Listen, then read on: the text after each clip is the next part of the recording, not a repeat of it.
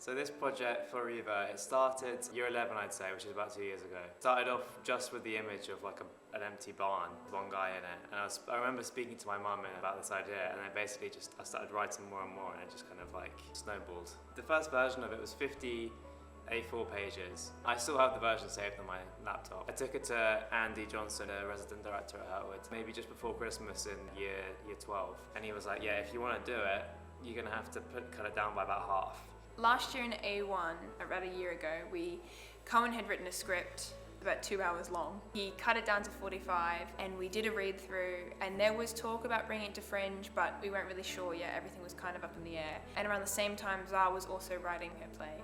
We just, as roommates, just kind of like made scenes and like read them out together and thought, oh, this would be cool, that would be cool. This year, over summer, we decided this is what we're gonna do. And so before we came back to school, we thought about how we're gonna get the money, because that's the most important thing. I think it started maybe a year and a half ago, and I kind of just started writing, to be honest with you. And it started as a short story, and then I was like, no, there's more here to this, and these characters that I'm creating have voices and minds and rights of their own. And that didn't really translate in a short story kind of structure, and I was like, well, what if it becomes a play? So the whole concept of the play is basically Cray, who Gabe plays. He's entered into this realm in his mind that's just full of anxiety. He's trapped himself, basically. And the whole idea is he trapping himself, or is the anxiety taking control? That's the kind of idea I wanted to play with. I think a lot of my inspiration came from the people around me. I am a big believer that writing is rewriting, and not just rewriting the words of others, but the actual text and speech of real people. And I was really inspired by my friends. A lot of the show is about female friendships, and I wanted to highlight that because I think it's important, because it's what a lot of our lives center around.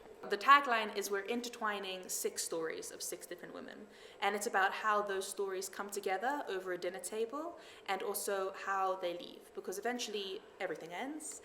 You're around the table only for so long, and we witness these women as they go through grief and longing and love, and as they leave. So the 2 biggest worries for me are the venue and the accommodation, because those are the biggest costs to our budget. We've currently got them secured down and paid for, which I'm really proud about. Behind the scenes, now we have to figure about logistics of when we're going to do rehearsals throughout the summer. Also, how we're going to make the rest of the money and get us through that kind of end bit. So far, it's been a lot of planning, kind of setting up everything, almost as a concept rather than physically, because we don't really start technical aspects until the show is put together. But it's been things like helping with costumes a little bit, and I'm recording a scene vocally for one of the scenes in the show. It's a lot of kind of individual small parts, but once it comes together, it will really work. Our main base was the GoFundMe that we started at the start of the year, which has been pretty successful. And then clothing sale, which was, we took secondhand clothes from boarding houses, and during like the day before Christmas break, we laid them all out, and we made tons of money from that, because you don't have to invest anything with secondhand clothes because you get it for free. We covered all the base costs, the venue, the accommodation and the food. And basically it was crowdfunding. We crowdfunded the whole thing. I set up a GoFundMe around December time, and people were just so generous because they were like, wow, this is a creative project. I think they were just excited to help. I had a big read through late last year, big table read with a lot more people than I do now, before I edited it down. Because I was in the Hurtwood acting company last year, so I knew a lot of the really good actors in the school. So I just basically cast people who I thought would best suit the role. Cohen had written it, and he mainly just took people from acting company because we'd already acted before. And then we did a big read through, and we saw who was available, because it's, you're giving your summer over to this, so who can make it, because you've got to think about the long game. Then we talked about it, and a couple of people dropped out, a couple of people got joined in, and then we started rehearsals. And for Zara, she sent monologues to people and asked them to read it and their thoughts and feelings about the character and what they would bring. And then Zara just kind of picked the responses that she liked the best, and also the people that she'd worked with before. As I was writing it, different people kind of came to mind, and I was like, ooh, maybe Freya would be good for this role, maybe Martina would be good for this. And I think the character kind of emerged with the person, and then I got them to do a little read through, and I think all but one made sense in my head. Like, it came out in the production with them reading it as I wanted it to, because I think as soon as words get put into someone's voice, it changes it completely, and it really brought it to life, and I was really, really pleased by the casting.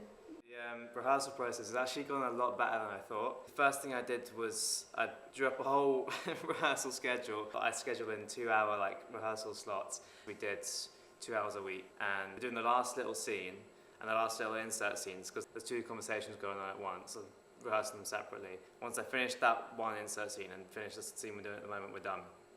And we just have to put it all together and tech it. Yeah, we're just trying to get on its feet and get a run together. And behind the scenes right now, we're applying for insurance in this month.